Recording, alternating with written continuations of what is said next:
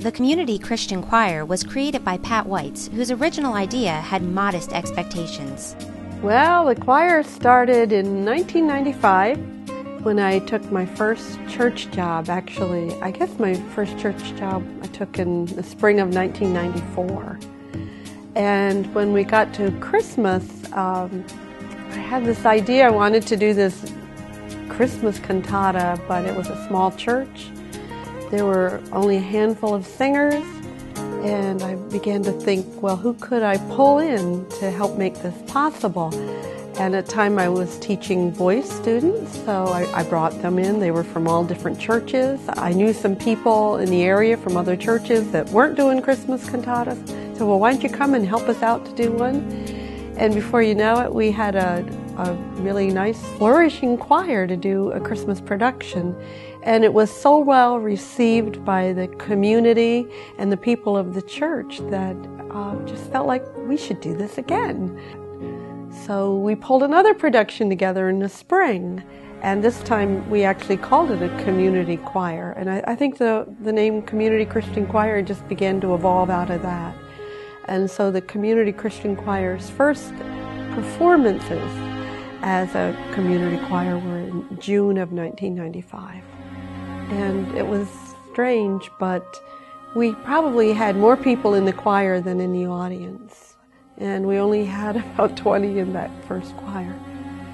But it didn't seem like something that people were that excited about coming to hear. But those that came were so excited about it that they encouraged me to just keep going and see what would happen. And so that's what we did. And a year later, in our third production, I still remember my husband saying to me, "Hold up the production, there's people walking from all directions." Well, it makes me want to cry when I think about it.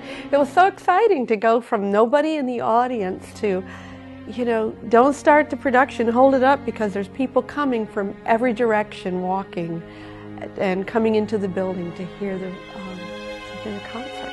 And we couldn't even hold them all. We had people standing in doorways, the windows of the church were open, people were standing outside. It was truly miraculous.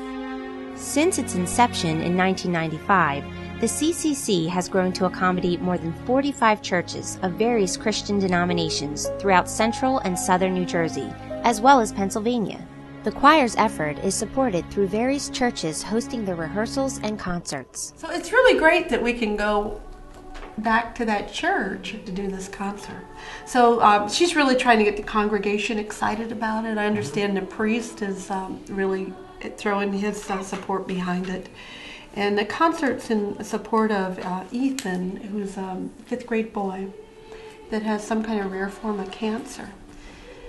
And I think they're having a lot of trouble with medical bills. So I think it's just going to become a community cause. It's not just, a concert at a church, but we're hoping that the whole community comes out for it. This nonprofit group not only sets out to spread the word of God, but also supports multiple organizations throughout the community. Oh boy, over the years they've done a couple funds for children with cancer who have maxed out their parents' benefits. Project Freedom, Trenton Soup Kitchen. Families in Transition they've done. There's so many I can't begin to think of or name them. Anchor House, and they'll come in and they'll give a speech before the show, and the really good speakers will give you videos and they'll show you what your money is doing to help people. And because a lot of people will show up to the concert because their child or grandchild is singing, and that's wonderful. But these kids have put in 14 weeks, several hours a week, and what they're really doing is they're giving a charity for someone. The CCC is able to do this by conducting concerts with no admission fee. Free will offerings are collected and donated directly to the charity. Well, one of the things that we brought to the community is an awareness of other nonprofit organizations and what their needs are. They need to understand the fact that, we're not getting any money for this. Everything that we're collecting is going towards the charity. So, I think if that's stated up front, to understand, what we do. All of our concerts are held as benefit concerts.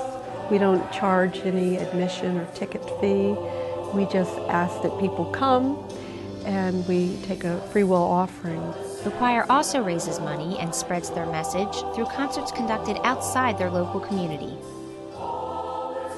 Well, one of the things we do that's not religious-based is to sing the national anthem at the Trenton Thunder games down at Waterfront Park. And that's a great event for the families. It's great as our advance